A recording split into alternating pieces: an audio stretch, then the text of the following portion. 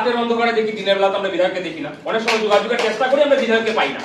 অনেক সময় যাই যে বিধায়কের কাছে জানতে চাই, এই যে কোনো কিছু একটা এস্টিমেট জানা তো দরকার আমাদের, যে কিভাবে কাজ হচ্ছে, কেমন ভাবে হচ্ছে, আপনি বলুন। মানে পাওয়া যায় না, ফোন করলে ফোনে পাওয়া যায় না। যাই হোক, উনি হয়তো একদিন সিএম হন, আমাদের গর্ব এটা, উনি সিএম হয়ে যান, এটা আমাদের গর্ব। অল্প আগে আমরা শুনলাম, আমাদের শঙ্করদাও বললেন, দাদাও বললেন, সবাই বললেন, যখন শিলচর এবং লক্ষ্মীপুরের সাথে তুলনা হয় তখন নিজের লজ্জা হয় যে লক্ষ্মীপুরে কাজ হচ্ছে, শিলচরে হচ্ছে না। তার মানে আমরা এখানে বোঝা যাচ্ছে যে কর্মবীর বিধায়ক যেটা লেখা হয়, কর্মবীর না, তার বিপরীত শব্দ ইউজ করতে হয় এই শিলচর শহরের জন্য। কারণ লক্ষ্মীপুরে কাজ হচ্ছে, তাহলে আমার বিধায়ক পারছে না কেন? আমার বিধায়ক করছেন না কেন? কেন লক্ষ্মীপুরে হবে? অল্প আগে বলছিলেন, হ্যাঁ এক্সট্রা কি আছে এমন?